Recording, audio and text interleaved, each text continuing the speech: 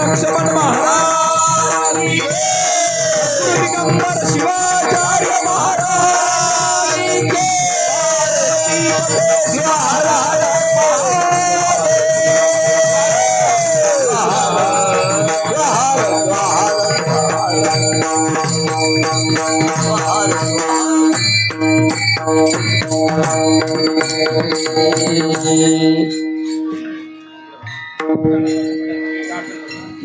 अखंड मंडलाकारं व्याप्तं येन चराचरं तत्पदं दर्शितं येन तस्मै श्री गुरवे नमः। त्रैलोक्य संपदालेख्य समुल्लेखन भित्तये सच्चिदानंद रूपाय शिवाय ब्रह्मणे नमः। अक्षय सुखाचा लागलासे ध्यास म्हणून पायाशी शरण आलो। शरण आलो देवा संसाराच्या भिने कैलासीचे केने दावा मजवरी कृपा करा गुरु राया तुमची पाया दंडवत। शरण आलो देवा संसाराच्या भिने कैलासीचे केने दावा लक्ष्मण तुम्हा येतो का कुलती लक्ष्मण तुम्हा येतो का कुलती वेगी पशुपती भेटवा हो। शरण आलो देवा संसाराच्या भिने कैलासीचे केने दावा शिवहर शिवहर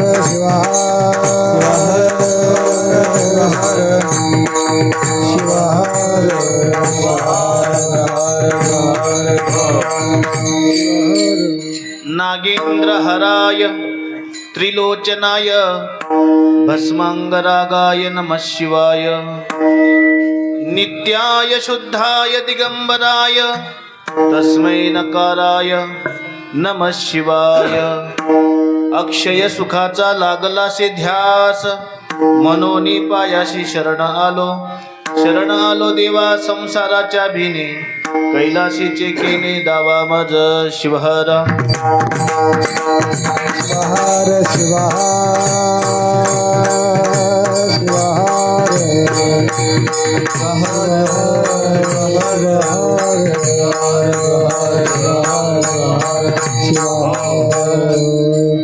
हॅलो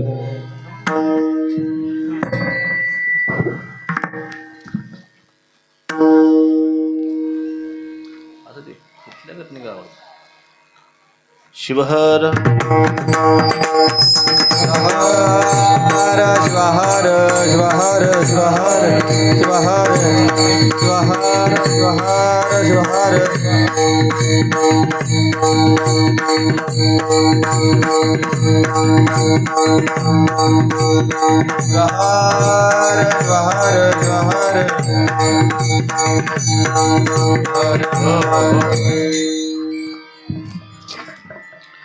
या कुंदेंदु तुषारहार धवला या शुभ्रवस्त्रान्विता या वीणावर दंडमंडित करा या श्वेत पद्मासना या ब्रह्माच्युत शंकर प्रभुतिवीर देवै सदा वंदिता सामां पातु भगवती सरस्वती निशेष जाड्यापहा। प्रस्तुत प्राप्त समय अखंड शिवनाम यज्ञानिमित्त पवित्र बारेपूर नगरीमध्ये संपन्न होत असणारा हा यज्ञ आणि आजचा 7वा दिवस आहे। सच्चिदानंद स्वरूप भगवान शिवप्रभूंच्या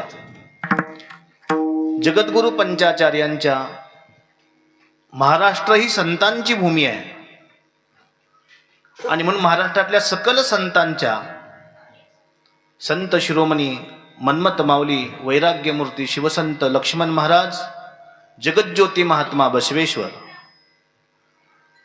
आदी करून सकल संतांच्या पवित्र चरणविंदावर म्हणजेच देव संत आचार्य आणि शरण परंपरेचा वारसा या महाराष्ट्र नगरीला लाभलेला।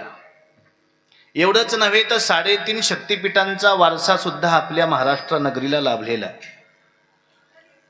या देवी सर्वभूतेषु शक्तिरूपेण संस्थिता नमस्तस्मै नमस्तस्मै नमस्तस्मै नमो नमः.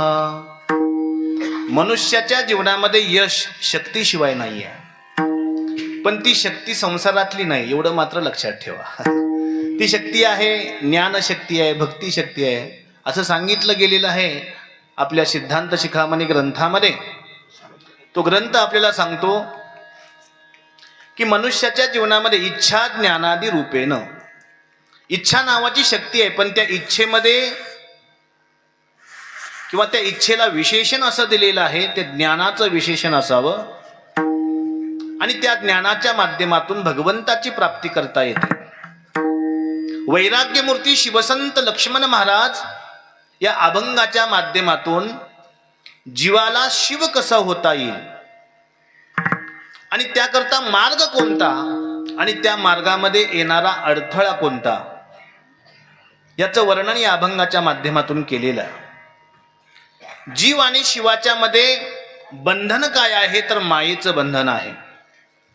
जीव आणि शिवाच्या मध्ये बंधन कशाचं असेल तर ते विकाराचं बंधन आहे. आणि मग हे विकार हे विषय यातून मुक्त होण्याकरता शिवसंत वैराग्यमूर्ती लक्ष्मण महाराज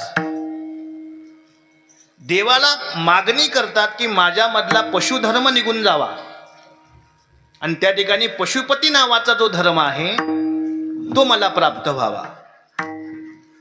आता पशुधर्म कसा आहे पहा. आहार निद्रा भयमैथुनंच सामान्यम एतत् पशुभिर्नराणाम. हा पशुधर्म आहे. आहार निद्रा भय मैथुन हे सामान्य धर्म आहे. हा पशुमध्येही दिसतो आणि आपल्यामध्येही दिसतो, पण त्या पशुपेक्षा आपण काहीतरी वेगळे आहोत. नाहीतर आपल्याला उगं म्हटलं असतं का दुर्लभम मानुषम प्राप्यम दुर्लभम शिवचिंतनम येन जानन्ति देवेशम तेषाम आत्मा निरर्थकः. त्याचं आत्मतत्व निरर्थक आहे ज्यानं शिवचिंतन केलं नाही, ज्यानं आत्मचिंतन केलं नाही त्याचा आत्मा काय आहे म्हणून सांगितलं. निरर्थक म्हणजे काय म्हणतात तुम्हाला माहित आहे. घरावर कधी कधी बांडगुळे येतात बघा, ते कुणाच्या उपयोगी असतात, कुणाच्याच नाही. बकरीच्या गळ्याखाली गलस्त नसतं, कुणाच्या उपयोग आहे, न मालकाच्या न तिच्या पिल्लाच्या. हे जसं निरर्थक आहे तसं जे विषयामध्ये अडकलेले आहेत, विकारामध्ये अडकलेले आहेत, त्यांचं जीवन सुद्धा काय आहे, निरर्थक आहे. आणि अशा जीवनातून बाहेर येण्याकरता जो पूर्वी आवाज होता तोच ठेवा. शिवहर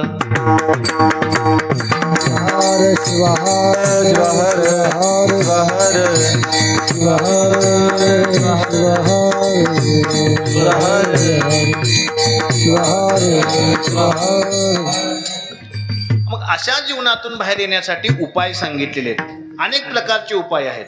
त्याला वेद नावाचा उपाय आहे, त्याला उपनिषद नावाचा उपाय आहे, त्याला पुराण नावाचा उपाय आहे, त्याला संत वाङ्मयाचा उपाय आहे. या पशुधर्मातून बाहेर येऊन पशुपती होण्याकरता अनेक प्रकारचे उपाय सांगितलेले आहेत. षडशास्त्र सांगितलेले आहेत, 18 पुराणं सांगितलेली आहेत. मग एवढं वाचण्याकरता कुणाला वेळ आहे का वेळ कुणाला.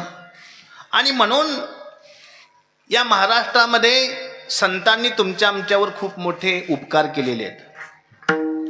शिवसंत वैराग्यमूर्ती लक्ष्मण महाराज यांचा थोडक्यात परिचय द्यायचा म्हटलं तर ते वीरशैव धर्माचे कळस आहेत. आणि कळस म्हणजे काय, मोक्ष असतो. कळस म्हणजे काय असतो, मोक्ष. त्याला एकदा पाहिलं की पुन्हा कुठली इच्छा शिल्लक राहिली नाही पाहिजे. त्याला आपण कळस या शब्दातून प्रकट करतो. आणि म्हणून वीरशैव संत वाङ्मयाचे कळस असणारे शिवसंत लक्ष्मण महाराज या अभंगाच्या माध्यमातून सर्वसामान्य जनतेचा उद्धार झाला पाहिजे. ज्या पद्धतीनं भगीरथानं गंगा अवतरण केलं, परंतु त्याच्या पाठीमागं किती जणांचा उद्धार झाला, सगराची 100 मुलं उद्धरून गेले की नाही. एवढंच नव्हे, कलियुगातलं उदाहरण सांगायचं म्हणलं तर आता महाकुंभ मेळावा प्रयागराज या ठिकाणी संपन्न होत आहे. आणि त्या गंगेमध्ये वाचे म्हणता गंगा गंगा सकळ पापे होतील भंगा, असं त्या गंगेचं महत्त्व आहे. असं सांगितलं जातं, गंगा पापम शशी तापम दैन्यम कल्पतरुस्तता. गंगा पाप दूर करते, ताप दूर करत नाही. चंद्र ताप दूर करतो पण दैन्य दूर करत नाही. कल्पतरू दैन्य दूर करतो पण पाप आणि ताप दूर करत नाही. पण साधू संगती पाप ताप दैन्य दूर करते. म्हणून म्हणतात तुझ पाहता माऊली, तुझा पाहता माऊली पाप ताप दैन्य गेली, पाप ताप दैन्य गेली, पाप ताप दैन्य गेली. तुझा पाहता माऊली पाप ताप दैन्य गेली, पाप ताप दैन्य गेली, पाप ताप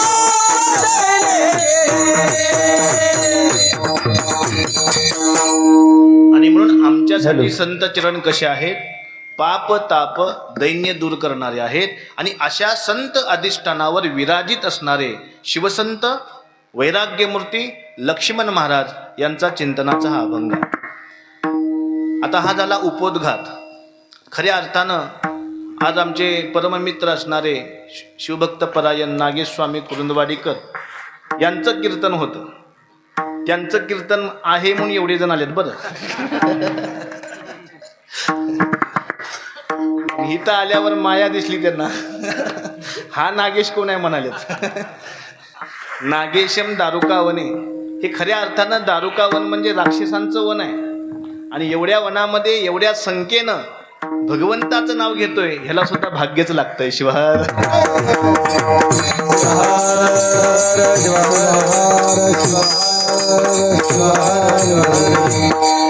योगायोग असा झाला, काशी महास्वामीजींनी प्रयागराज दर्शनाला, स्नानाला आणि भक्त निवास उद्घाटन असा मोठा कार्यक्रम प्रयागराज या ठिकाणी संपन्न होणार आहे. आणि उद्या त्या ठिकाणी मला प्रस्थान करायचं आहे. असं सांगितलं जातं, पादाग्र रेणो यत्र पतंती शिवयोगिनाम तदैव सदनम पुण्यम पावनम ग्रहमेदिनाम. जीवनामध्ये आत्मतत्व पावन झालं पाहिजे, किंबहुना आपणच पावन झालो पाहिजे. आणि हे पावनता प्राप्त करण्यासाठी आपल्याला काय करावं लागणार आहे? अक्षय सुख कशामध्ये आहे याचा शोध घ्यावा लागणार आहे. आपण शोध घेतो विषयाचा, आपण शोध घेतो विकारांचा, आपण शोध घेतो संसाराचा, परंतु ज्याचा शोध आपण घेतोय ते नित्य आहे की अनित्य आहे याचाही विचार करायला पाहिजे. नित्य असेल तर निश्चित विकाराचा शोध घ्यावा, विषयाचा शोध घ्यावा. परंतु ते नित्य नाही आहे, ते अनित्य आहे, हे शास्त्रांनी आणि संतांनी हात वर करून सांगितलेलं आहे. बुडते हे जन देखवे ना डोळा, काय सांगितलं? त्या संसारामध्ये बुडत असणाऱ्या जीवाला पाहून संत काकुलतीनं सांगतात, याच्यामध्ये अडकू नका. कसं अडकू नये आपण संसारामध्ये? पक्षी अंगणी उतरती ते का गुंतवणी राहते. पक्षी अंगणामध्ये उतरलं. आज पंगत कुणाची होती हो? कुणाची होती पंगत? सांगा की ना. सार्वजनिक होती. ठीक आहे. मग आता पंगत झाल्यावर आपण ज्या मालकाची पंगत असेल, जीवन झाल्यावर काय त्याच्या घरात मुक्काम करतोय का आपण? आपल्या घरी निघून जातोच की नाही? गुंतून राहायचं नाही. लय चांगलं होतं, उद्या पण हेच वाढतील म्हणून तिथं राहता येते का? राहता येत नसतंय. हा जसा नियम आहे तसं संसारामध्ये माणसानं गुंतून राहू नये. मग कसं राहावं? तर पद्म कमलवत. कसं सांगितलं? पद्म कमलवत. कमळ पाण्यामध्ये कसं असतं? ते पाण्यामध्ये राहतं, परंतु पाण्याचा लवलेशही स्वतःला स्पर्श करू देत नाही. असं संसारामध्ये जर राहिलं तर अक्षय सुखाची प्राप्ती होते. आणि त्या अक्षय सुखाचं वर्णन माऊलींनी या अभंगाच्या माध्यमातून अक्षय सुखाचा लागला ध्यास, अक्षय सुखाचा लागला ध्यास, अक्षय सुखाचा लागला ध्यास, अक्षय सुखाचा लागला ध्यास.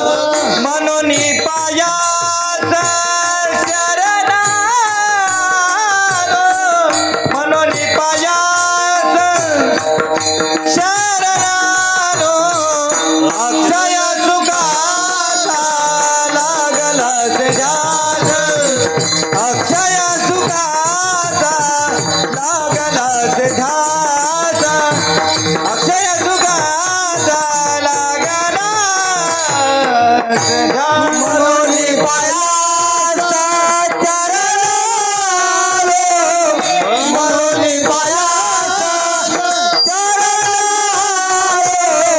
अक्षय सुखाचा लागला ध्यास, अक्षय सुखाचा लागला ध्यास, अक्षय सुखाचा लागला.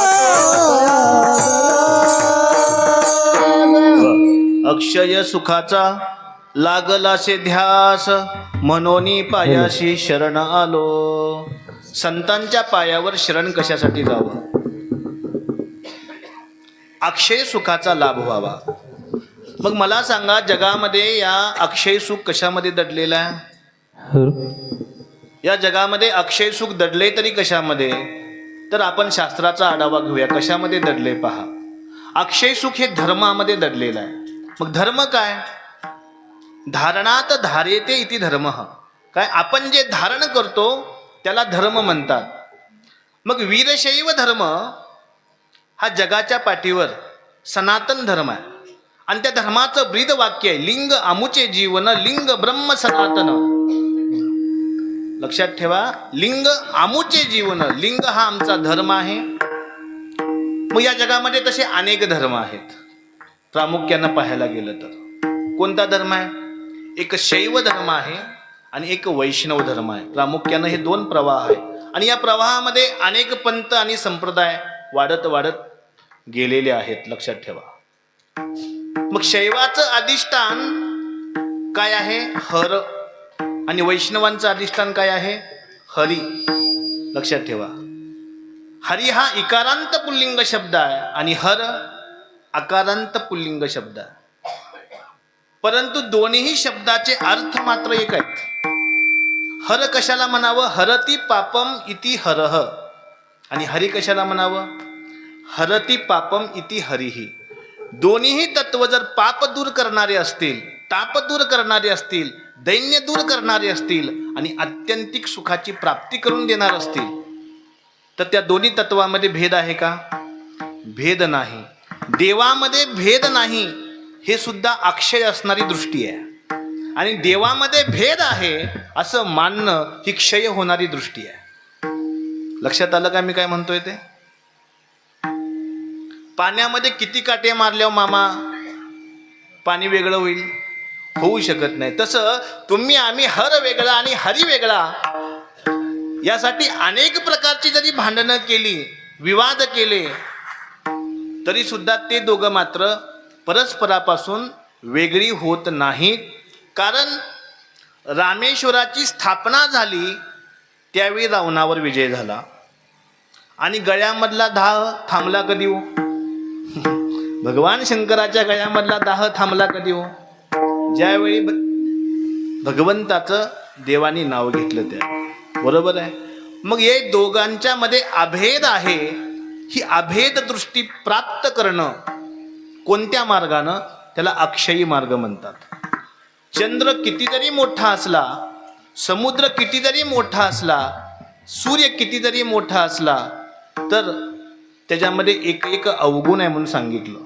चंद्र मोठा आहे पण अमावस्याला दिसतच नाही, हा काय त्याचा क्षयतत्व आहे. सूर्य मोठा आहे पण ग्रहणा दिवशी दिसतच नाही, हा त्याचं क्षयतत्व आहे. सागर मोठा आहे पण अमावस्याला आहोटी आल्याशिवाय राहतच नाही. नुसतं मोठं होऊन अक्षयपद प्राप्त करता येत नाही, हा त्याच्या पाठीमागचा उद्देश आहे.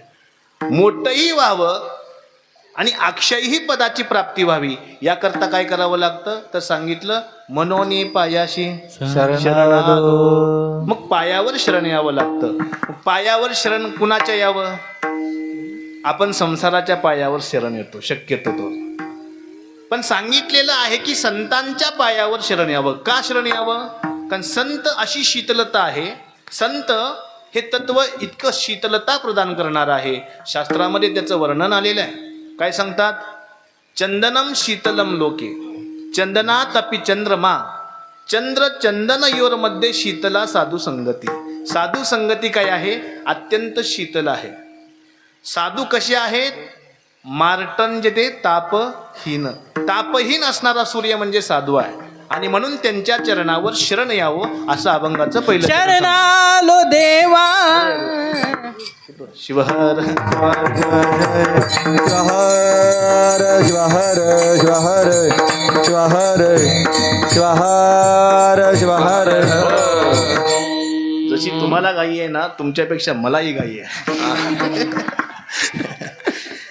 काय सिस्टीम. आणि म्हणून बरं आहे माझं तुम्ही ओळखलं त्याबद्दल धन्यवाद असतो.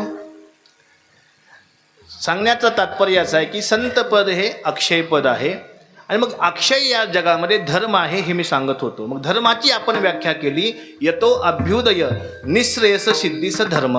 अभ्युदयाची प्राप्ती करून देणारा निःश्रेयस तत्वाची प्राप्ती करून देणारा जे प्राप्त झाल्यावर नस पुनरावर्तते पुनरपि जननम पुनरपि मरणम पुनरपि जननी जठरे शयनम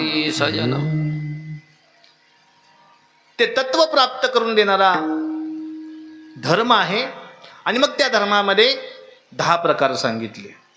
पहिलं तत्व कोणतं आहे? अहिंसा. अहिंसा हे अक्षय तत्व आहे आणि अहिंसेचा विरोधार्थ काय होतो? हिंसा. हिंसा काय आहे? क्षय आहे. जो माणूस हिंसा करतो त्याला मोक्ष मिळेल का? मिळणार नाही. आणि म्हणून हिंसा काय? क्षय तत्व आहे आणि अहिंसा काय आहे? अक्षय तत्व आहे. अहिंसा सत्य अक्षयी तत्व आहे आणि सत्याच्या विरोधामध्ये असत्य. असत्य हे काय आहे? क्षय तत्व आहे. धर्माचं लक्षण सांगत असताना सांगितलं सत्यम वद धर्मं चर स्वाध्यायात न प्रमादितव्यम. स्वाध्याय करत असताना प्रमाद करू नये. प्रमाद होत असेल तर आपलं क्षय होणं पतन होणं निश्चित आहे महाराज. स्वाध्याय करत असताना किंवा स्वाध्यायशील संतती जन्माला देणं या राष्ट्राला देणं हे तुमचं आमचं कर्तव्य आहे. आणि अशी संतती जर आपण दिली नाही तर मनुस्मृतीमध्ये आलेला श्लोक आहे माता क्षत्रू पिता वैरी येन बालव न पाटितः. माता जी मुलांना स्वाध्याय शिकवत नाही ती माता क्षत्रू आहे. माता क्षत्रू पिता वैरी. जो मुलांना अध्ययन शिकवत नाही तो वैरी आहे मुलांचा. येन बालव न पाटितः. मग अशांची मुलं मोठं झाल्यावर काय होतं? अशांची मुलं जर मोठी झाली तर समाजामध्ये त्यांची गणना कशामध्ये केली जाते? तर सांगितलं हंसमध्ये बखो यथा. काय सांगितलं? हंसमध्ये बखो यथा. बगळ्यांच्या हंसराजांच्या कळपामध्ये जर बगळा आला तर बगळ्याला कमीपणा वाटतो की नाही मामा? आणि म्हणून आपल्या मुलांचा कमीपणा समाजामध्ये होऊ नये धर्मामध्ये होऊ नये तर त्यांना संस्कार ज्ञान देत असताना त्यांनी प्रमाद बाळगू नये. आणि तो जर प्रमाद बाळगला तर त्याला आम्ही प्रमाद म्हणतो आणि तो प्रमाद आमच्या दृष्टिकोनातून क्षय आहे. शिवहर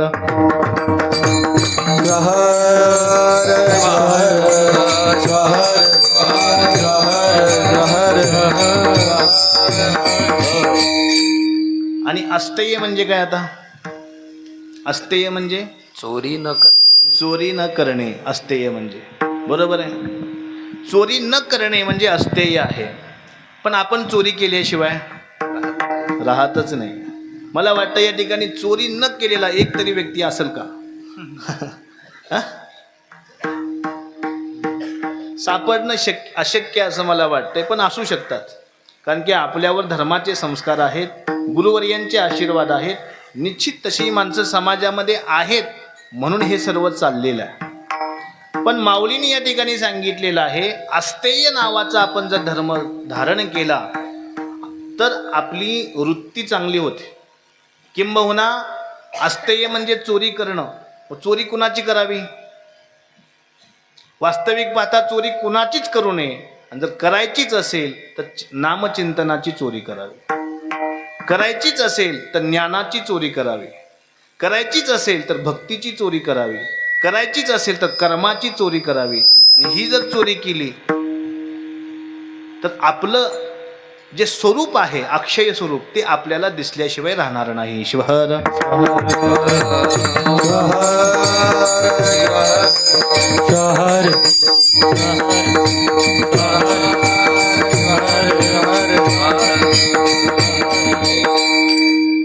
आणि नंतरचं तत्व सांगितलं ब्रह्मचर्य तत्व आहे बघा. हे ब्रह्मचर्य म्हणजे पहिली अवस्था. मग व्यक्ती जन्माला येतो, जन्माला आल्यावर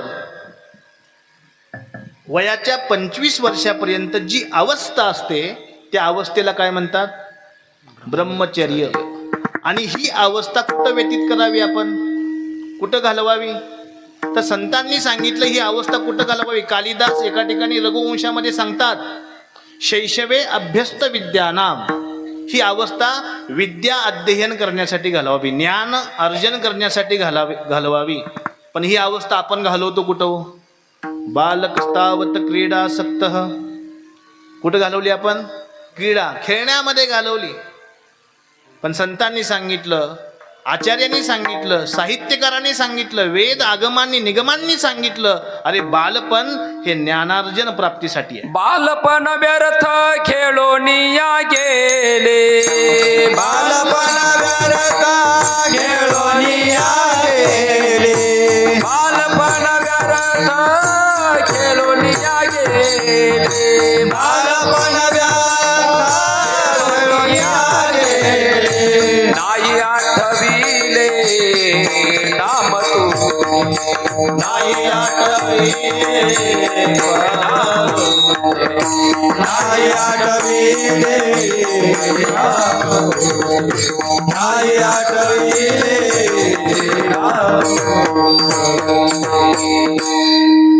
आणि म्हणून बालपण खेळण्यामध्ये घालवू नका, तर बालपण ज्ञानार्जनामध्ये घालवा.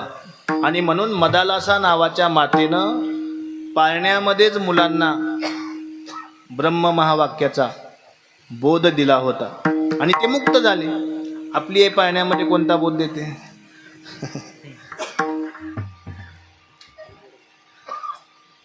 आता तितपत खाली मी जाणार नाही. कळालं तुम्हाला? केला इशारा जाता जाता, आहे की नाही? आपल्याला बोध मिळणारे वेगळे आहेत. म्हणून आपल्याला बोध कोणता मिळावा याकरता तर सप्ताह आहे. आपण बोध कोणता प्राप्त करावा यासाठीच तर हा यज्ञ संपन्न होत आहे. आणि म्हणून मानवीय जीवनामध्ये ब्रह्मचर्य अवस्था ही ज्ञानार्जनामध्ये पाठवावी. मग आता ज्ञान म्हणजे काय? गीतेला विचारू, ज्ञान म्हणजे काय? गीता आपल्याला सांगते, नहि ज्ञानेन सदृशम पवित्रम इह विद्यते. ज्ञानासारखं जगामध्ये पवित्र काहीच नाही. म्हणून आपल्याजवळ डोळा असावा. कोणता? ज्ञानाचा. ज्ञानाचा डोळा असावा. ज्याचे ज्ञानाचे डोळे असतात त्यांना जिथं दिसेल तिथं देवच दिसतो. जे जे दिशे दृष्टी पुढे हे अवघे शिवरूप गाडे. आणि जर ज्ञानाचे डोळे तयार झाले नाहीत तर ते फक्त चामाचे राहतात. मग ते डोळे काय म्हणतात? हे म्हणजे माझं पोरग आहे आणि ते म्हणजे माझं कार्ट आहे. म्हणजे भेद तयार होतो. म्हणून भेद निवृत्ती, द्वैत निवृत्ती कशापासून आहे? ज्ञानापासून आहे. म्हणून आमच्यासाठी ज्ञान अक्षय आहे. शिवहर ज्वहर ज्वहर ज्वहर ज्वहर ज्वहर ज्वहर ज्वहर ज्वहर ज्वहर. पण हे ज्ञान जर दुष्ट व्यक्तीच्या हातामध्ये घावलं तर ह्याला विद्या म्हणतात. एका श्लोकामध्ये अत्यंत सुंदर वर्णन केलेलं आहे. विद्या विवादाय धनम मदाय शक्तिम परेशाम परपीडनाय.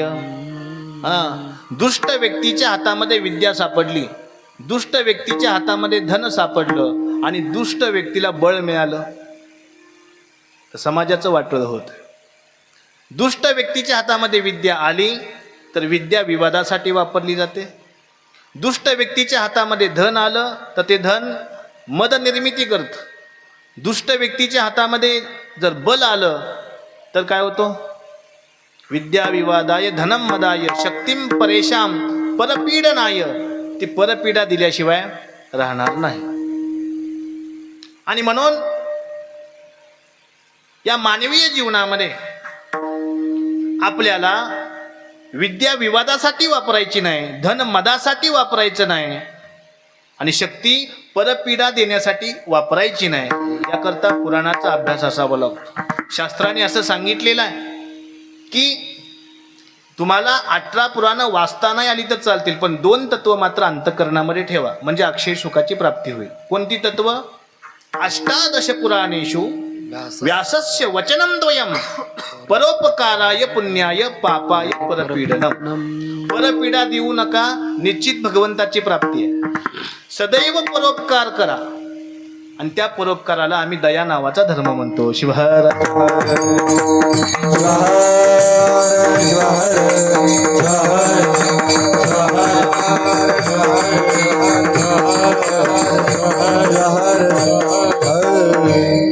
धर्माचं दुसरं तत्व सांगले क्षमा.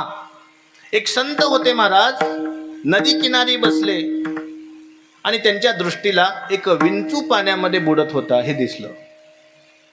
त्यांना माहित आहे, शास्त्राचा अभ्यास करणाऱ्याला कळत नाही का कोणता प्राणी कसा आहे, तरी सुद्धा तो बुडत आहे म्हणून त्याला वाचवण्यासाठी समोर गेले, आणि वाचवण्यासाठी जसा हात पाण्यामध्ये घातला विंचवानं डंक मारला. विंचू डंक मारल्याशिवाय राहतच नाही, लक्षात ठेवा. पुन्हा हात बाहेर काढला, पुन्हा हात घातला, पुन्हा डंक मारला, पुन्हा हात घातला, पुन्हा डंक मारला. तिसऱ्या माणसानं सांगितलं, अहो तुम्ही सज्जन दिसता, साधू वृत्तीचे दिसता, त्याचा स्वभाव आहे म्हणले डंक मारणं, त्याला कशाला वाचवताय, त्याला कशाला क्षमा करताय, सोडा ना, जाऊ दे वाहून, मरू दे तिकडं म्हणले. ते म्हणले नाही, म्हणले त्याचा धर्म आहे डंक मारणे, आणि क्षमा करणे हा माझा धर्म आहे.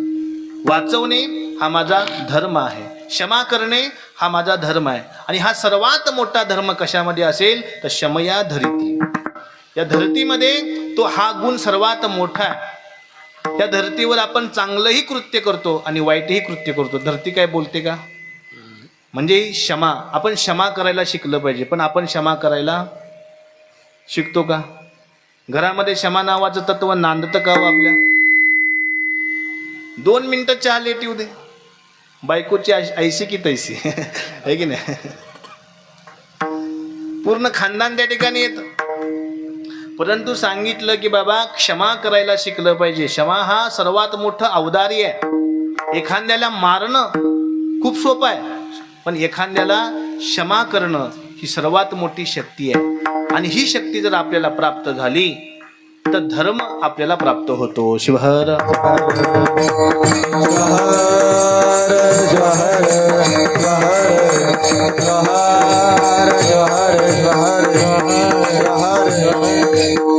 धर्माचं तत्व सांगितलं. पुन्हा दान हे धर्माचं तत्व आहे. हे मी का सांगतोय? हे धर्म अक्षय आहे आणि हा धर्म संतांच्या पायावर नांदतो. मग धर्म काय आहे? धर्माच्या अंतर्गत कोणकोणती तत्व येतात त्या तत्वाचं आपण चिंतन करतोय. दान. मनुष्यानं दान दिलं पाहिजे. दिलं पाहिजे की नाही? दान देत असताना सांगितलं दान सात्विक असावं. दान कसं असावं? सात्विक असावं. त्या ठिकाणी रज आणि तमगुणाचा लेश नसावा, असं दान असावं. दान देत असताना हाताची ती शोभा आहे म्हणून सांगितलंय शास्त्रामध्ये. हस्तस्य भूषणम दानम. काय सांगितलं? हस्तस्य भूषणम दानम. हाताचं भूषण कशामध्ये आहे? दानामध्ये. पण वास्तविक आपण हाताचा वापर करतो कुठं? दानेन पानीर नतु कंकणे. नतु कंकणे. दानेन पानीर नतु कंकणे. कंकण घालण्याकरता. एवढंच नाही, कंकण घातलं तर ठीक आहे म्हणतो मी, पण त्याच हातानं बघा, हातात एवढी मोठी शक्ती आहे की या हातानं आपण स्वर्गाचं दारही उघडू शकतो आणि नरकाचं दारही उघडू शकतो. हातामध्ये दगड घेतला आणि मारला, नरक भेटेल की स्वर्ग? हातामध्ये काठी घेतली आणि मारली, नरक भेटेल की स्वर्ग? हातामध्ये बंदूक घेतली आणि गोळी चालवली, नरक भेटेल की स्वर्ग? हातामध्ये बॉम्ब घेतला, आतंकवादी होऊन एखाद्या शहराला उडवलं, नरक भेटेल की स्वर्ग? पण याच हातानं जर दान दिलं तर काय होणार आहे? स्वर्ग भेटणार आहे. आणि हा दान नावाचा गुण धर्माच्या लक्षणामध्ये येतो. शिवहर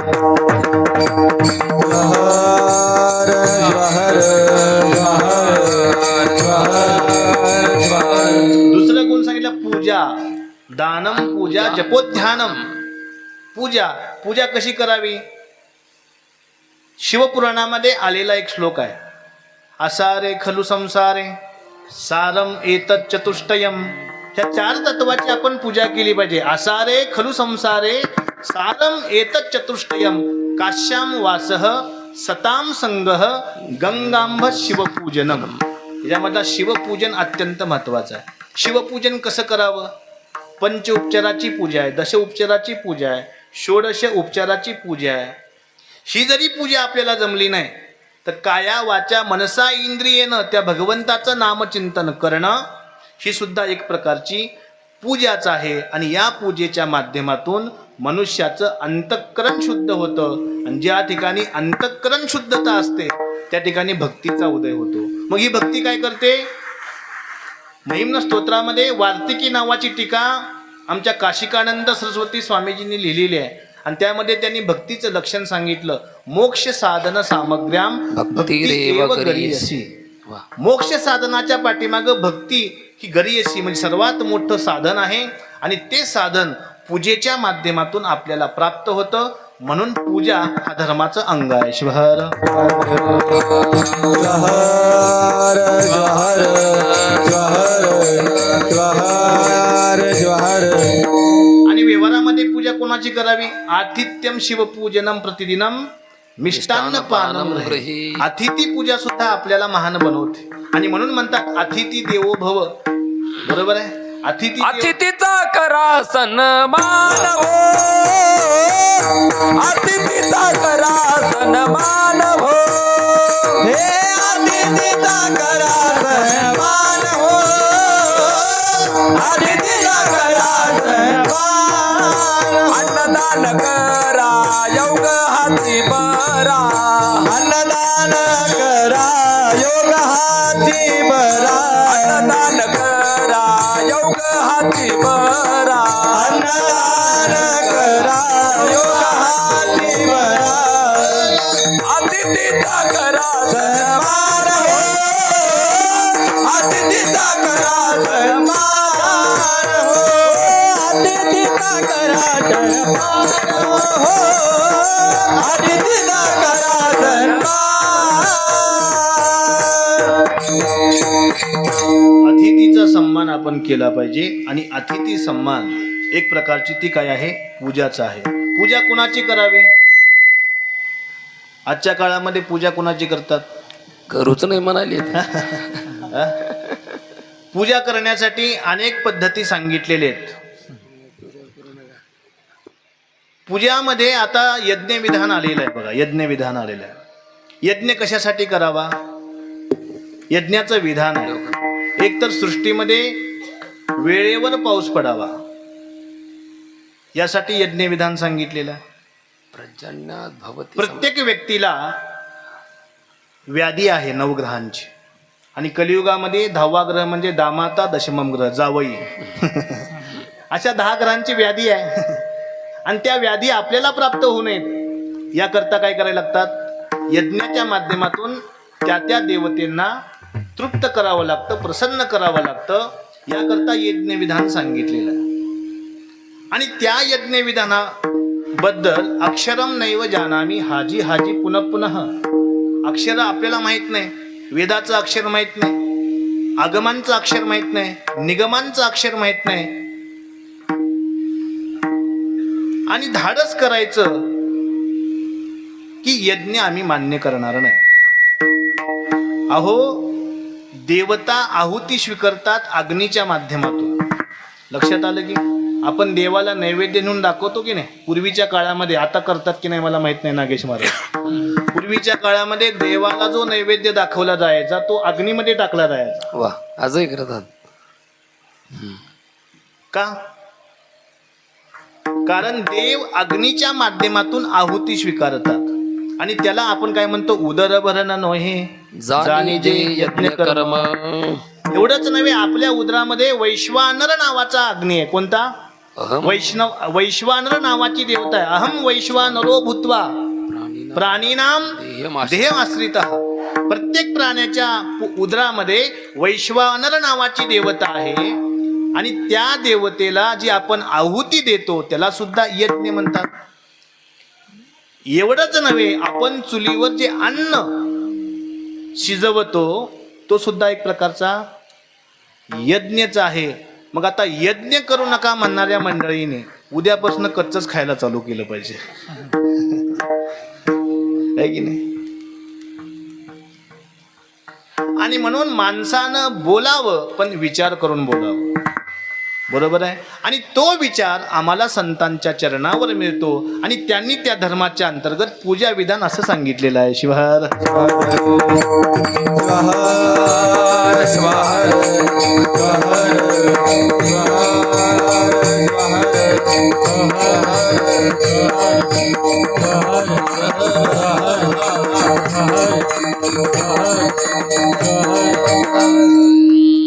नऊ नंबरची धर्मातली गोष्ट सांगितली, जप. जप जप या बाबतीत एक सुभाषितकार सांगतो, जपतो नास्ति पातकम. जप करणाऱ्या व्यक्तीला पातक म्हणजे संकट येत नाही. संकट येऊ नये याकरता जप केला पाहिजे. किती वेळा? एकाला नागेश महाराज आम्ही सांगितलं, तुला पंचाक्षरी मंत्र दिलेला आहे, तुला रामकृष्ण हरी मंत्र दिलेला आहे. मग तो म्हणला किती वेळा जपू? मी सांगितलं त्याला 108 वेळा जप. तो म्हणला 54 वेळा केलं तर जमणार नाही का? 54 दोन. पुन्हा म्हणला 54 राहू दे महाराज, 21 वेळा केला तर जमणार नाही का? पुन्हा म्हणला नाही महाराज 11 वेळा केला तर जमणार नाही का? मी म्हटलं जप करण्यापेक्षा फासच लावून घे ना, मग आमचं संकट जाईल, आहे की नाही? वास्तविक पाहता जप कसा करावा तर एक व्यक्ती दिवसाच्या पाठीमागं 21,600 वेळा श्वास घेतो. किती वेळा? 21,600. 21,600. 21,600 वेळा आपण जप केला पाहिजे. पण देवानं आपल्यावर उपकार केले, कन्शिजन दिलं की नको बाबा, निदान 108 वेळा तरी जप कर. आणि त्यामध्ये सुद्धा आपण जर कंजूसी करू लागलो तर जन्माला कशाला आलो याचा विचार सुद्धा आपण केला पाहिजे, आहे की नाही? किती जण नित्य जप करतात? हात वर करा बरं. बाकीचे काय अमुचे भजन पोटासाठी. जप नित्य केला पाहिजे. आणि जप केल्यानंतर ना माणसाचं पातक आणि संकट दूर जातं. प्रल्हादाला वाचवण्याकरता देव आला, कारण त्याचा जप सदैव होता. वा, लक्षात आलं का? प्रल्हादांना वाचवण्याकरता देव आले, कारण त्याचा सदैव जप होता. अर्जुनाचं संरक्षण करायला देव आले, कारण कृष्णाचा ध्यास, कृष्णम वंदे जगद्गुरुम, कृष्णाचा ध्यास सदैव अर्जुनाला होता. आपल्याला देव वाचवायला येत नाही, कारण आपण निमित्ताची पूजा करतो. देव आणि आपल्यामधलं जे नातं आहे ते नातं कसं आहे? अनन्य नातं आहे. आणि जो देवाला अनन्य भावनेनं पूजा करतो, देवाची अनन्य भावनेनं जप करतो, त्याचा देव योगक्षम परिवहन केल्याशिवाय राहत नाही. तुम्ही म्हणाल महाराज असं कसं काय बोलताय? प्रमाण आहे, भगवद्गीतेमध्ये सांगितलं, अनन्याश्चिंतयन्तो माम ये जना पर्युपासते तेषां नित्याभियुक्तानां योगक्षेमं वहाम्यहम. मी त्याचा योग आणि क्षेम वहन करतो जो मला अनन्य येतो. आपण देवाला अनन्य कधी जातो? चहा शिजेपर्यंत, आहे की नाही? आपलं अनन्यता कशी आहे? आपण पारायण करतो, ते पारायण तरी अनन्य भावनेनं करतो का? आपण अनन्य भावनेनं आपण पारायण केलं पाहिजे. मग ग्रंथ कृपा होते, संत कृपा होते, गुरु कृपा होते असं सांगितलं. पण आमचं पारायण कसं आहे? डोळे आणि शब्दापुरतं मर्यादित आहे. ह्याला कनिष्ठ पारायण म्हणावं, जे फक्त डोळ्यानं शब्द पाहतात आणि तोंडानं पुटपुट करतात. याला आम्ही काय मानतो? कनिष्ठ पारायण, सगळ्यात खालचं पारायण. त्याच्यापेक्षा वरचं पारायण काय? पहा, डोळ्यांनी शब्द पाहावा, डोळ्यांनी शब्द पाहावा आणि बुद्धीनं त्याचा अर्थ काढावा. वा, ह्याला काय म्हणावं? मध्यम पारायण. आणि सगळ्यात उत्तम पारायण कोणतं आहे? डोळ्यांनी शब्द पाहावा, बुद्धीनं अर्थ काढावा आणि मनानं भाव निर्माण करावा. ह्याला काय म्हणावं? उत्तम पारायण. आणि हे उत्तम पारायण म्हणजे एक प्रकारचा जपच आहे. शिवहर ज्वहर ज्वहर ज्वहर ज्वहर ज्वहर. कारण पारायणातला येणारा एक एक शब्द, एक एक अक्षर, एक एक मात्रा ही शिवपदाला घेऊन पोचवणारी आहे. आणि म्हणून सांगितलेलं आहे अक्षरम ब्रह्म. प्रसाद मागत असताना मन्मथ माऊली सुद्धा म्हणतात, जे शब्द सृष्टीचे ईश्वर सबरा बरीत अगोचर. आमच्या कानावर शब्द असे यावेत, आमच्या डोळ्यांनी असे शब्द पाहावेत की अगोचर असणारा परमात्मा आम्हाला गोचर व्हावा. काय सांगितलं? अगोचर असणारा परमात्मा आम्हाला गोचर व्हावा असे शब्द आम्हाला सुचावेत, आमच्या नजरेत यावेत, आमच्या वाचण्यात यावेत. पण आपल्याला शब्द कुठले सुचतात? आपण कोणत्या शब्दांचा संग्रह करतो? म्हणून रामदास स्वामींनी एक आपल्याला सूचना दिली की सूर्योदय आणि सूर्यास्तामध्ये आपण काय केलं याची डायरी लिहा. आणि त्या डायरीमध्ये ब्रह्मवाचक शब्द किती होते आणि संसारवाचक शब्द किती होते याचा थोडा ताळमेळ घालावा. आणि त्यामध्ये आपण कुठं बसतो बघायचं. आणि त्यामध्ये जर आपण संसारामध्येच बसत असेल तर अजून आपल्याला मनुष्य जन्म मिळाला पण कळाला नाही असं आपण समजायचं. लक्षात आलं की? पण या संसारामध्ये येऊन या मनुष्य जन्माचं सार्थक करणारं तत्व एकमेव कोणतं असेल तर ते संत तत्व आहे. आणि म्हणून त्या संतांना हा जन्म मिळालाही आणि कळालाही, लक्षात ठेवा. आणि त्या संतांच्या चरणावर हे 10 धर्म आहेत, प्रकार आहेत, हे धर्म नांदतात असं माऊली सांगतात. आता हा झाला जप नावाचा प्रकार. आणि शेवटी काय आहे? ध्यान. आपल्याला ध्यान लागतं का हो? आम्ही लहानपणी असताना आम्हाला ध्यान लागायचं झोपेचं. कीर्तन चालू झाले की झोपेचं ध्यान. आणि ती मान डुलवायचो आम्ही. असं कीर्तन करायला वाटायचं किती सुंदर कीर्तन ऐकायला. पण शेवटी विचारलं तर शिल्लक काहीच राहिलं नाही. जाताना ते ध्यान नाही करायचं. ध्यान कसं असावं पहा. सीता हरण झालं आणि सीतेला रावणानं ठेवलं कुठं? अशोका वाटिका वनामध्ये. आणि तिचं संरक्षण करण्यासाठी कुणाला ठेवलं? त्रिजटा नावाच्या राक्षसीला. आणि रामापासून दूर झाले म्हणून सीता आक्रोश करत होती, रडत होती. आणि ते पाहून राक्षसी वृत्तीची असून सुद्धा त्रिजटेला दया आली आणि तिनं सांगितलं, अगं काळजी करू नको, राम येणार आहे. काय म्हणली? राम येणार. काळजी करू नको, राम येणार आहे.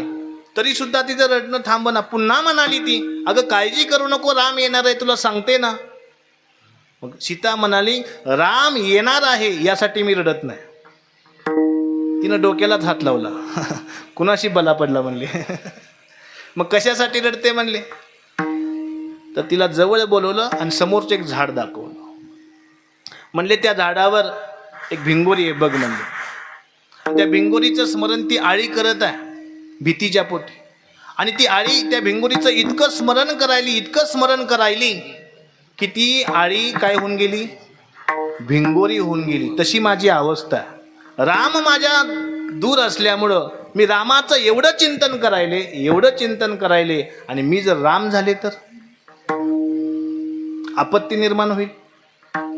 मग त्रिजटा राक्षसी असून किती हुशार होती बघा, पण आपल्याला कळत नाही. तिनं काय सांगितलं, अगं रामाच्या ध्यानानं तू जर राम झालीस, रामाच्या ध्यानानं सीता जर राम झाली तर सीतेच्या ध्यानानं राम सीता होणार नाही का? निश्चित होणार. त्याच्यामुळं तू भिवू नको. त्याला म्हणायचं ध्यान. शिवहर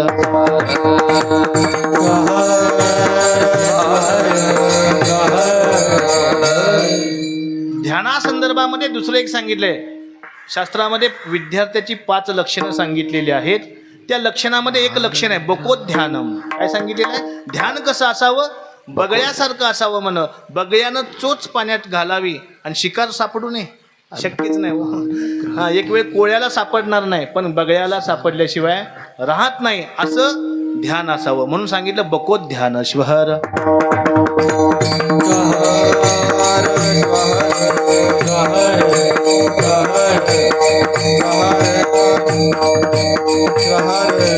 ज्वहर हे 10 धर्म अक्षय पदाची प्राप्ती करून देणार आहेत. मग हे 10 धर्म आम्हाला प्राप्त करायचे आहेत. तर ते 10 धर्म राहतात कुठं? आम्हा सुख दिशे संता आम्हा सुख दिसे संताची पायी. आम्हा सुख दिसे संताची पायी. आम्हा सुख दिसे संताची पायी. आम्हा सुख दिसे संताची पायी.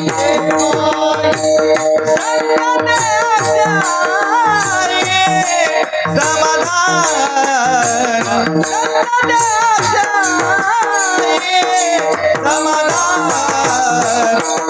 दिसे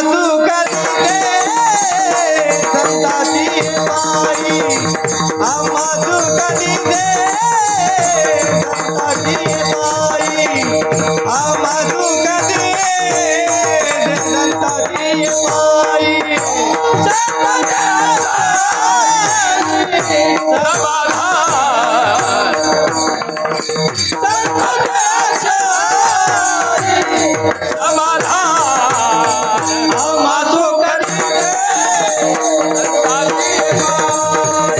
आम्हा सुख दिसे संताची पायी. आम्हा सुख दिसे संताची पायी. आम्हा सुख दिशे संतांचे पायी. संत ते अक्षयी समाधान. आणि म्हणून हे 10 धर्म संतांच्या चरणावर नांदतात. आणि त्या चरणावर आपण जर शरण आलो तर संसाराची भीती निघून जाते म्हणून सांगितलं. कशाची भीती? संसाराची भीती. संसाराची भीती आहे की गोडी आहे? हा, संसार हा भीतीदायक आहे की गोडीदायक आहे? अग्नीमध्ये किती तूप टाकल्यावर अग्निशम होईल? हा, अग्नीमध्ये किती तूप टाकल्यावर अग्नी शांत होईल सांगा ना. तसा हा संसार आहे. हा कितका करत गेला तितका तो समोर समोर समोर समोर वाढत जाणार आहे. आणि म्हणून त्या संसाराचं नाव आहे सोडिता सुटे ना जड झाला भारी. सोडिता सोडिता सुटे ना जड झाला भारी. सोडिता सुटे ना जड झाला भारी. आता त्रिपुरारी काय करू? आता त्रिपुरारी काय करू? आता त्रिपुरारी काय करू? वाटला फुकारा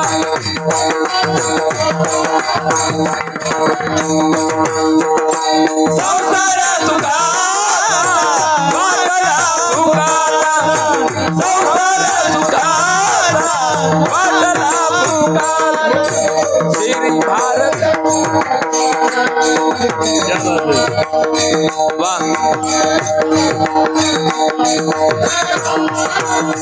सोडिता सुटेना जड झाला भारी. सोडिता सुटेना जड झाला भारी. सोडिता सुटेना जड झाला भारी. आणि म्हणून संसारातून बाहेर येणं इतकं सोपं नाहीये. संसार म्हणजे काय पहा, आपण शिवपाठ नृत्य करतो. कांता पुत्र वित्त देहादी प्रपंच दिसतसे साच परिमिथ्या. हे सर्व मिथ्या आहे तरी सुद्धा आपल्याला काय वाटतं? ते सत्य वाटतं. कसं सत्य वाटतं? मृगजळ माहिती आहे तुम्हाला? मृगजळ, ते मृग जळाला पाहून पळत पळत पळत पळत जातं. शेवटी प्राण जातो पण जळाची काय प्राप्ती जाईल लया होत नाही. म्हणजे असा हा संसार आहे. याही पेक्षा संसार कसा आहे सांगितलं? संसार खोटा सांगितलं नाही बरं का. संसार काय आहे? मिथ्या आहे. मिथ्या म्हणजे काय? असतंय एक पण दिसतंय दुसरं एक. जसं उदाहरण सांगितलं आपल्याला विचार चंद्रोदयामध्ये, विचार सागरामध्ये, वृत्ती प्रभाकरामध्ये, पंचदशीमध्ये आपल्याला उदाहरण देतात. कशाचं? सर्परज्जुवत. काय उदाहरण दिलं? सर्परज्जुवत. संसार कसा आहे? सर्परज्जुवत आहे. दोरी आहे पण दिसलं काय? साप. साप आहे. आणि साप भासल्यामुळं, साप पाहिल्यावर जी संवेदना निर्माण होते, घाम आला. साप पाहिल्यामुळं जे डोळे पांढरे होतात ते डोळे पांढरे झाले. पण वास्तविक पाहता तो साप आहे का? नसलेल्या सापानं डोळे पांढरे केले मामा, नसलेल्या सापानं अंगातून घाम काढला, नसलेल्या सापानं बीपी एकदम 60 वर आणली. मग असलेला साप काय करेल विचार करा. हा? आणि म्हणून हा संसार जसा दोरीवर सर्प आहे तसा आहे, आणि म्हणून हा मिथ्या आहे. म्हणून काय सांगितलं, संसाराची भीती माझ्या अंतःकरणामध्ये आहे, आणि तेव्हा ती भीती घालव. आणि मग भीती घालवण्यासाठी उदाहरण दिलं, संसार कसा मानायचा, दोरीवर असणाऱ्या सापाचा भास. पण तो संसार हा मिथ्या आहे, हे मात्र आपण त्रिवार लक्षात ठेवलं पाहिजे. संसार यासाठी मिथ्या आहे कारण त्यातून कोण सुखी झालंय असं कुठं लिहिलंय का? संसार करून कोणी सुखी झालेलं लिहिलं असेल तर ते निमित्त मात्र लिहिलं असेल. म्हणून असं सांगितलेलं आहे की संसाराच्या भीतीतून देवा मला काढण्यासाठी मी तुला शरण आलेलो आहे. एवढंच नव्हे, फक्त या संसाराच्या भीतीतून बाहेर काढू नको, तर मला हा जन्म ज्याकरता प्राप्त झाला अशा सायुज्य पदाची प्राप्ती सुद्धा मला करून दे. मग देवाने विचारलं, नेमकं तुला संसाराची भीती म्हणजे वाटतंय तरी काय? तर संसाराची भीती कशी असते पहा, संसार मिथ्या कसा असतो पहा. तर असं सांगितलेलं आहे शास्त्रामध्ये 2 प्रकारच्या सत्ता आहेत. एक पारमार्थिक सत्ता आहे आणि एक प्रातिभाषिक सत्ता आहे. किती सत्ता आहे त्या? 2 प्रकारच्या सत्ता आहेत. एक पारमार्थिक सत्ता आहे आणि एक प्रातिभाषिक सत्ता आहे. 2 बाहू होते महाराज, आणि धुऱ्याबद्दल शेतीच्या भांडण झालं, आणि दोघांनी वकील पकडले आणि म्हणले आता याचा काटाच काढायचा म्हणले. दोघंही उठले, इष्टी पकडली, गेले वसमतला. एक जण कोर्टाच्या समोर जाऊन उभारला सकाळी 8 वाजताच, परंतु कोर्ट उघडलं नव्हतं. मग काय करावं, गेला समोर एक हॉटेल होत. किस्सा बघतोय तर गडबडीमध्ये, रागामध्ये, क्रोधामध्ये घरामध्ये सगळे पैसे ठेवून आला होता. आता काय करावं, वकील येस्तोर कोर्ट उघडस्तोर म्हणून हॉटेलच्या बाहेरच उभा राहिला. जवळजवळ 2 तास उभा राहिला महाराज हॉटेलच्या बाहेर. आणि तितक्यात वकील साहेब आले, या म्हणले, चला आपली पहिल्यांदा केस आहे म्हणले. आणि हे पळत सुटला. तितक्यात हॉटेल मालकानं म्हणले, थांबा. काय म्हणले? थांबा म्हणले, जाऊ नका. ते म्हणले, काय झालं, काही खाल्लं नाही, काय नाही? नाही म्हणले, खाल्लं नाही म्हणले तुम्ही, पण 2 तास उभा राहून भज्याचे वास घेतले की नाही म्हणले. काय सांगितलं? भज्याचा वास घेतला. खाल्लं गे काय नाही, पण भज्याचा वास 2 तास घेतला की नाही म्हणले. म्हणले हो घेतले. त्याचे 500 रुपये झाले द्या म्हणले. काय म्हणले? त्याचे 500 रुपये झाले, द्यावे लागतील. दोघांचा वाद झाला. तितक्यात वकील जवळ आला. पण हुशार माणूस सोबत असावा, वाचवतो. विद्या मित्रम प्रवासेषु. प्रवास करत असताना हुशार माणूस जगामध्ये एकच आहे, ती म्हणजे विद्या, ते ज्ञान. हे ज्यांच्या जवळ असतं त्यांच्या संगतीमध्ये आपण निश्चित सदैव असलं पाहिजे. मला पुढं सांगायचं आहे, वकील जवळ आले, काय झालं? काय नाही हो, इथं मी उभा राहिलो होतो आणि वास घेतला म्हणून 500 रुपये बिल केलंय म्हणले. वकील म्हणले, असं का? हॉटेल मालक म्हणले, हो. मग वकिलानं 500 रुपये बाहेर काढले आणि आरसा आणायला लावला, आणि त्या आरशामध्ये नोट दाखवली.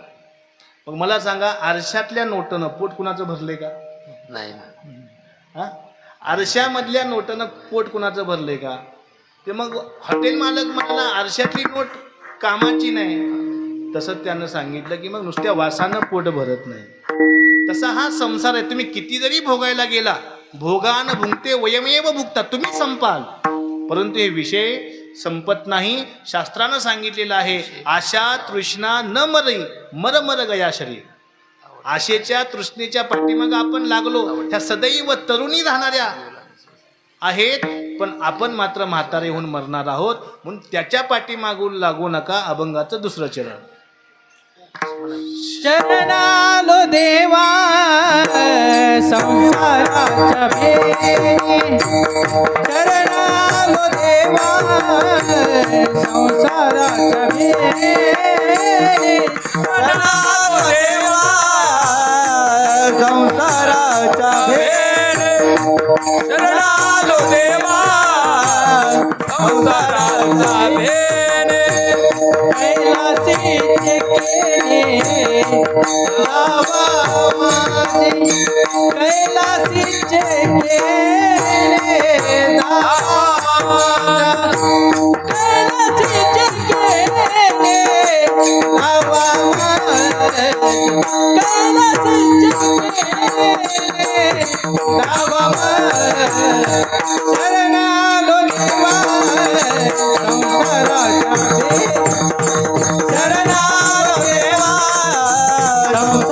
संसाराच्या शरणालो देवा संसाराच्या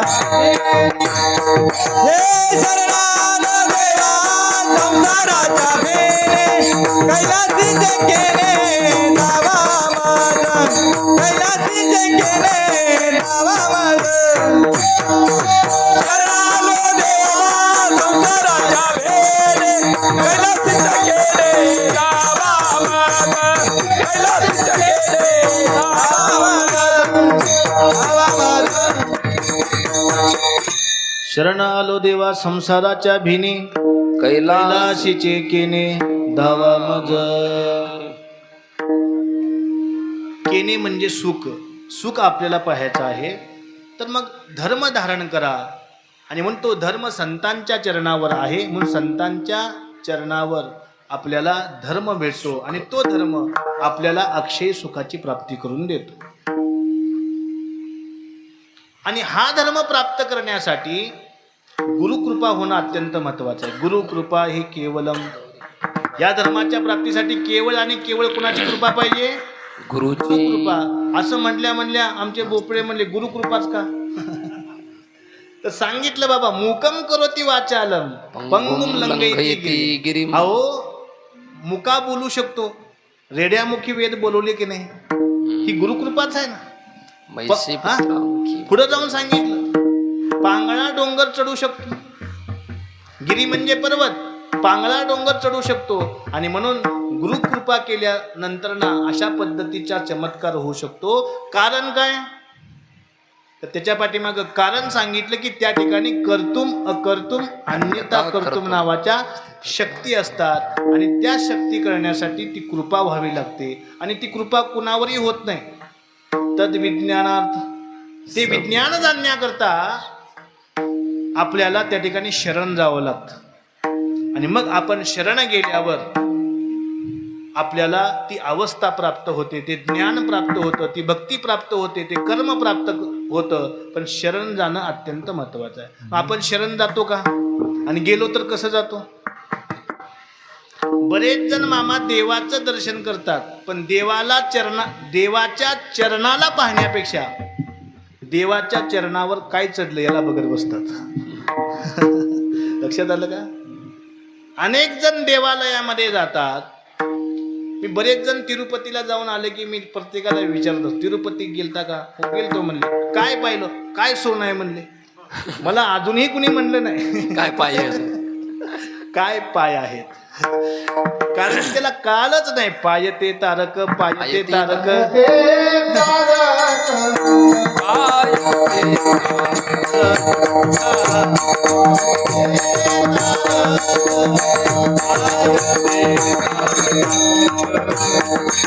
पायते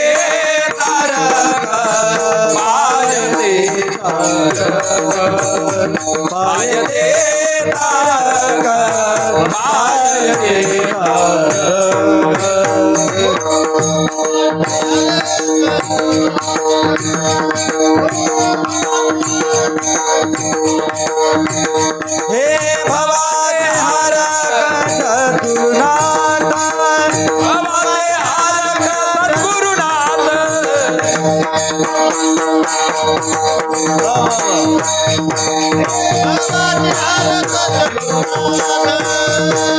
भवाने हरक सद्गुरुनाथ भवाने हरक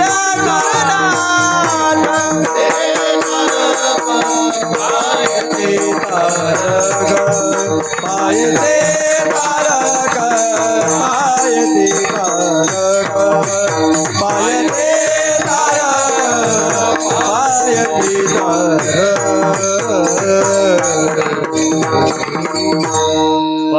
तारक पायते तारक भवाचे हर सद्गुरुनाथ.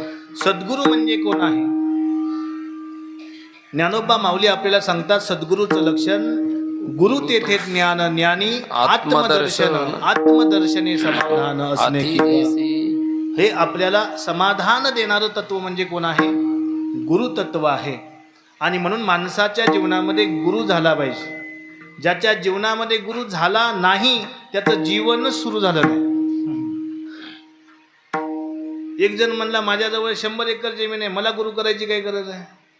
माझी कीर्ती 4 दिशामध्ये आहे, मला गुरु करण्याची काही गरज आहे? माझं महत्व एवढं आहे. गुरु गीतेमध्ये सांगितलेलं आहे. काय म्हणतात बघा, ततक किम ततक किम ततक किम ततक किम यशश्चारु चित्रम. आमचं यश 10 दिशामध्ये पसरलेलं आहे, पण आमचं लक्ष जर गुरुचरणावर नसेल, देवचरणावर नसेल, मातृचरणावर नसेल, पितृचरणावर नसेल, तर ते सर्व काय आहे? शून्य आहे, शून्य आहे. आणि म्हणून मानवी जीवनामध्ये आपल्याला खऱ्या अर्थानं आनंद प्राप्त करायचा असेल, खऱ्या अर्थानं सुख प्राप्त करायचं असेल, तर काय करावं लागणार आहे? सद्गुरूच्या चरणाचं महत्व आपल्याला जाणावं लागणार आहे. अहो, ज्ञानोबा माऊलींनी ज्ञानेश्वरीच्या पहिल्याच अध्यायामध्ये सांगितलेलं आहे की ते काय म्हणतात, संसाराचा पूर ओलांडण्याकरता मी कोणता उपाय केला? मज हृदयी सद्गुरु तेने तारिलो हा संसार पूर. माझ्या हृदयामध्ये सद्गुरू असल्यामुळं मी या संसाराच्या पलीकडे जाऊ शकलो. मी या जगाला संसाराच्या पलीकडे जाण्यासाठी जे ज्ञान लागतं, अवस्था लागते, पद लागतं, ते मी समाजाला देऊ शकलो. त्याला कारण काय आहे? माझ्या हृदयामध्ये कोण आहेत? सद्गुरू आहेत. आणि आमच्या हृदयामध्ये कोण आहे तो? आमच्या हृदयामध्ये कोण आहेत? विषय विषयाचा परिपाडू, गोड विषय लागे कडू, कडू विषय तो गोडू जीवा लागे. आपल्याला जे आवश्यक नाही असे विषय आपल्या हृदयामध्ये असल्यामुळं देवत्वाची प्राप्ती होत नाही, किंबहुना गुरुकृपा होत नाही. आणि म्हणून माझ्यावर गुरुकृपा व्हावी याकरता मी तुमच्या चरणाशी दंडवत घालतोय. कारण मला आता संसाराची भीती सहन होत नाही. कारण संसार म्हणजे दुःखदायक आहे हे मी जाणलेलं आहे. जन्म दुःखम जरा दुःखम जाया दुःखम पुनः पुनः संसार सागरम दुःखम तस्मात जाग्रत जाग्रत. आणि आता गुरुराया मला जागृतीचा मार्ग दाखवा याकरता मी तुम्हाला दंडवत घालतोय. अभंगाचं तिसरं माझ्यावरी कृपा करा गुरुराया, माझ्यावरी कृपा करा गुरुराया, माझ्यावरी कृपा करा गुरु, कृपा करा गुरुराया. करा गुरुराया, माझ्यावरी कृपा करा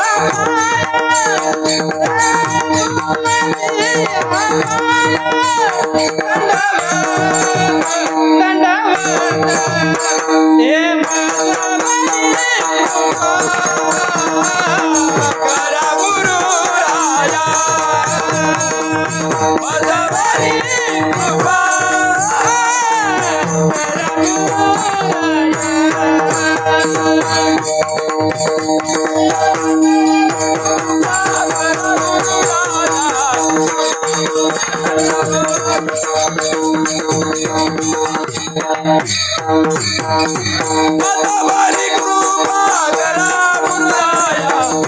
माझ्या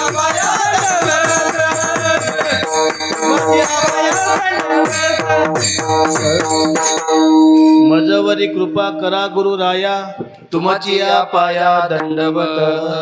आणि ज्यावेळी आपण सद्गुरूंच्या चरणावर शरण जातो, त्यांना दंडवत घालतो, त्यावेळी मात्र आपल्या अंतःकरणातले सर्व दोष निवारून जातात. नाहीतर भागवतामध्ये सांगितलेलं आहे, यदिसा ललना वसती हृदये व जपक व तपक का समाधी गती. कुठला जप, कोणती समाधी आणि कोणतं काय महाराज? आमच्या हृदयामध्ये काय आहेत?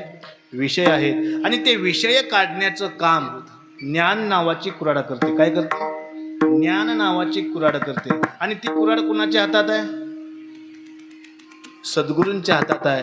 म्हणून सद्गुरूला आपण शरण गेलो पाहिजे. म्हणून संतांनी म्हणलं, मजवरी कृपा करा गुरुराया, तुमची या पाया दंडवत. बघा, कृपेचं नाव काढलं आणि ते कैसर हजर झाले, आहे की नाही? या गावातल्या सप्त्यामध्ये त्यांचं योगदान मोठं आहे की नाही? आमचे मामा असतील, बेले मामा, आमचे कृष्णाजी देशमुख आलेले आहेत. नांदेडवरनं कीर्तन आहे म्हणून या ठिकाणी आलेले आहेत. आणि मला सांगायला आनंद असा वाटतो की योगायोगानं आपण अशा पर्वामध्ये जगतोय, जे पर्व 144 वर्षानंतर येतं. वा. आणि ते पर्व आपण आपल्या डोळ्याने पाहतोय. ही गुरुकृपाच आहे. लक्षात आलं का? ही गुरुकृपा आहे, ही मातृकृपा आहे, ही पितृकृपा आहे. आणि अशी कृपा प्राप्त करण्यासाठी पुण्य असावं लागतं. मला वाटते आपण सगळ्यांनी ते पुण्य कमवलेलं आहे. आपण सगळ्यांनी ते पुण्य कमवलेलं आहे. आणि असं पुण्य येणाऱ्या पिढीला भेटावं याकरता हे जिवंत ठेवावं लागतं. याकरता ही जिवंत ठेवावं लागतं. हा वारसा जिवंत ठेवावा लागतो. आणि म्हणून एवढे सुंदर सुंदर गायक या ठिकाणी तयार आहेत. आमची उमरीची गायक मंडळी, कुरुंदवाडीची गायक मंडळी आहे, दोनवाड्याची गायक मंडळी आहे, आणि कुठली सेलूची गायक मंडळी आहे. इकडं पलीकडंच गाव आहे, कोणतं? धामणगावची गायक मंडळी आहे. बऱ्याच गावातील या ठिकाणी भजनी मंडळ आलेलं आहे. कारण संतांनी एक प्रमाण दिलंय, कलियुगा माझी भजन हे सार, हृदयी शंकर सातवावा. भगवंताचं नामचिंतन करण्यासाठी भजन केलं पाहिजे. भजन म्हणजे भजसेवायाम, देवाची सेवा केली पाहिजे. मग देवाची सेवा करण्यासाठी शरीर, देवाची सेवा करण्यासाठी इंद्रिय, देवाची सेवा करण्यासाठी मन आहे. या तिन्ही करणाच्या माध्यमातून ज्यावेळी आपण देवाची किंवा सद्गुरूची किंवा संतांची सेवा करतो, त्यावेळी त्यांची कृपा आपल्यावर होते. आणि ती कृपा झाली की मग संसाराची भीती निघून जाते आणि कैलासातलं सुख आपल्याला प्राप्त होतं.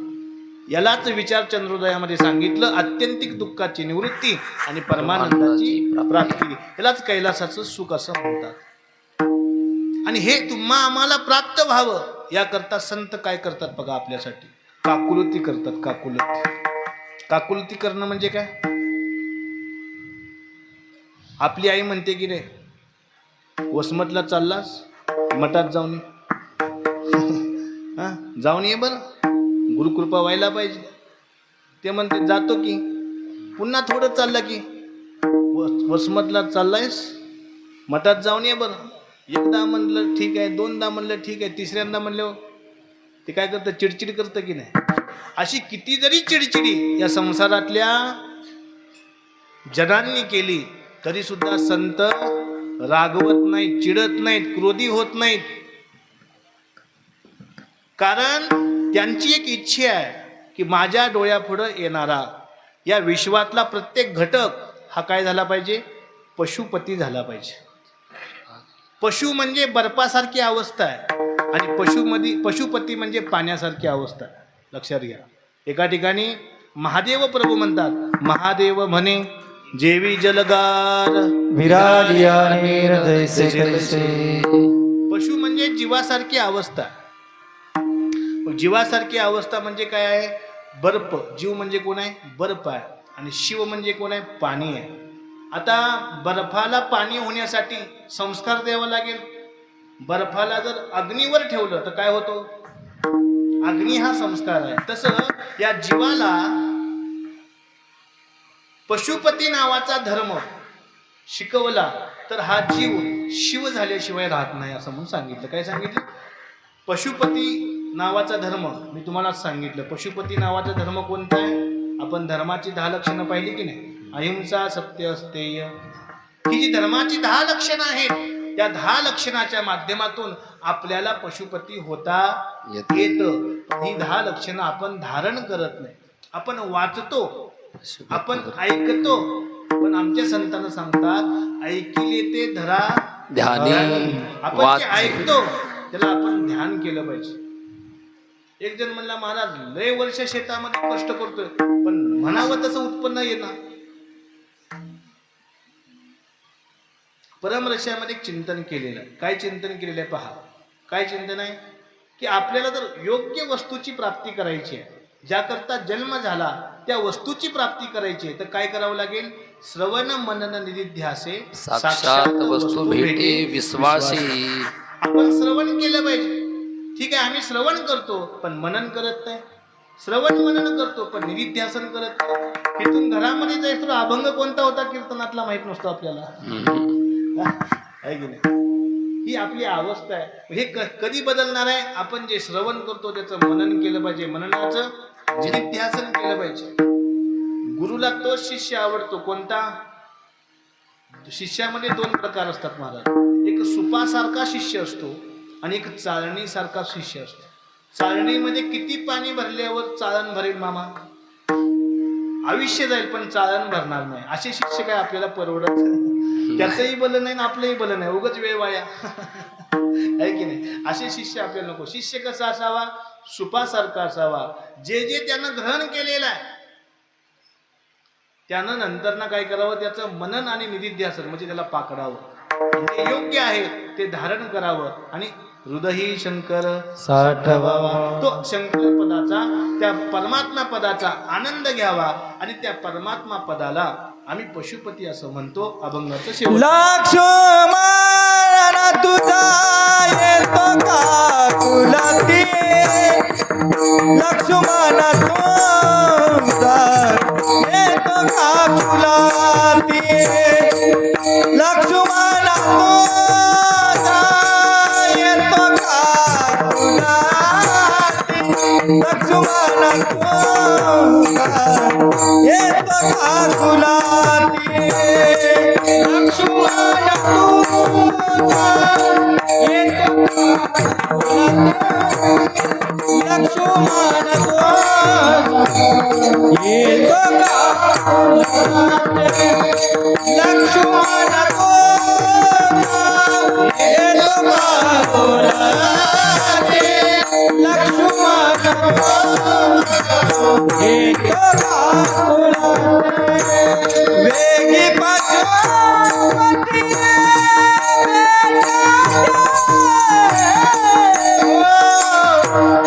वेगी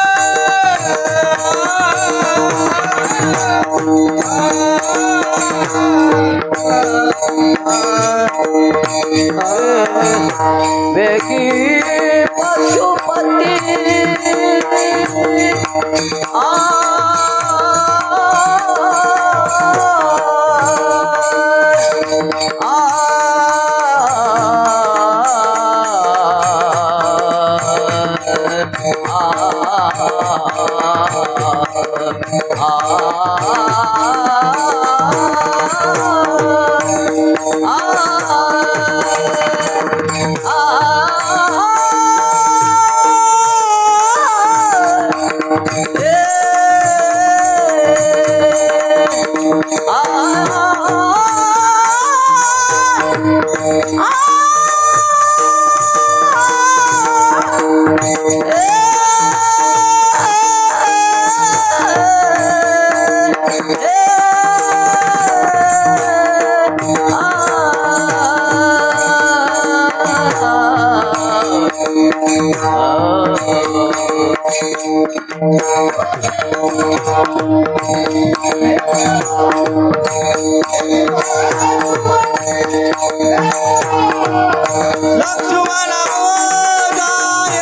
बोधा येतो काकुलती लक्ष्मण बोधा येतो काकुला लक्ष्मण बोधा येतो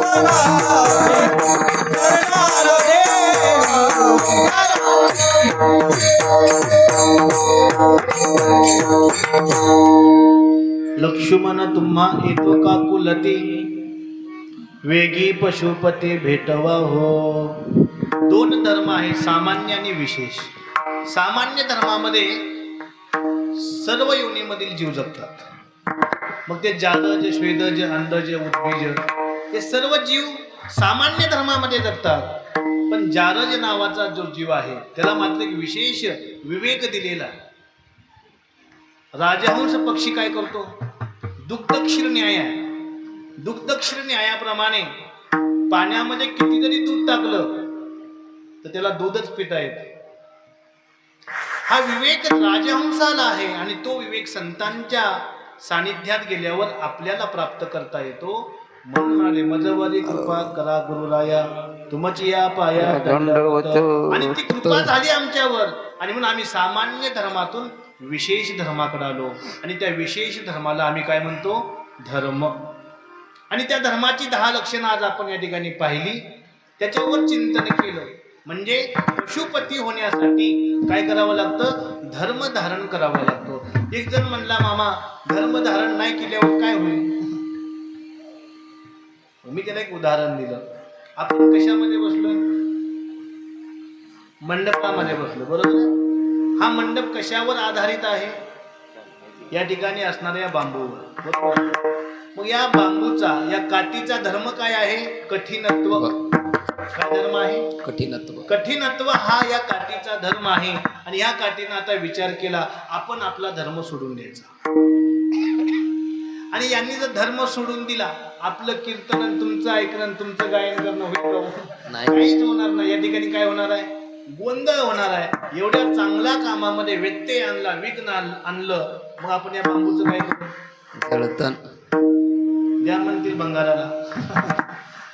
फुकटच्या भावात देतो की नाही आपण? ते काय कामाचं राहिलं नाही लोखंड, ते लाकूड काय कामाचं लागलं नाही, उद्याच्या पंक्तीला घाला म्हणतात त्याला. म्हणतात की नाही? मग आपण एकदा धर्म सोडला तर त्याला आपण गती कोणती दिली? एकदा धर्म सोडला तर त्याला आपण ही गती दिली. तर आपण किती वेळा धर्म सोडतो? आणि म्हणून प्राणवत धारणीय म्हणून सांगितलेलं आहे. आपला धर्म आपण कसा धारण करावा? प्राणवत.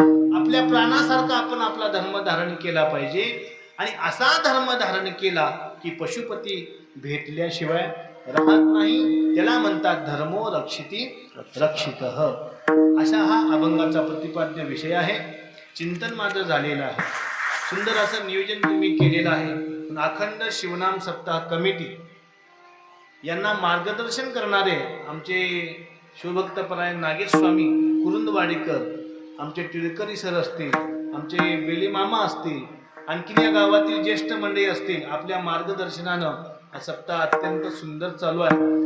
माझं कीर्तन होते की नाही यामध्ये डाऊटच होतं. मी नागेश स्वामींना सांगितलं, तुमची जागा मी घेतो, माझी जागा तुम्ही घ्या. ते म्हणले, तुम्ही आमची जागा घेऊ शकता पण तुमची मी कशी घेऊ म्हणला. पण प्रेम आहे आणि प्रेमानं सर्व काही होऊ शकतं. हा आजचा अनुभव आहे. मला सांगायचं एवढं तात्पर्य आहे की गावामध्ये अत्यंत सुंदर असं हे कार्य आपण चालवत आहात. हे कार्य चंद्र सूर्य असेपर्यंत चाललं पाहिजे अशी प्रार्थना मी गंगा यमुना सरस्वतीला प्रयागराजला गेल्यावर करणार आहे. आणि तुमचं भाग्य किती आहे पहा. नेमकं माझ्या प्रवासाची सुरुवात तुमच्या गावातून होत आहे. म्हणजे निश्चितच या गावानं काहीतरी पुण्य चांगलं केलेलं आहे. कारण पुण्याच्या साठ्याशिवाय अशा पद्धतीच्या दृष्टांत किंवा अशा पद्धतीच्या घटना होतच नाही. पशुपती या परिसरानं व्हावं. एकदा आमच्या पाठीमाग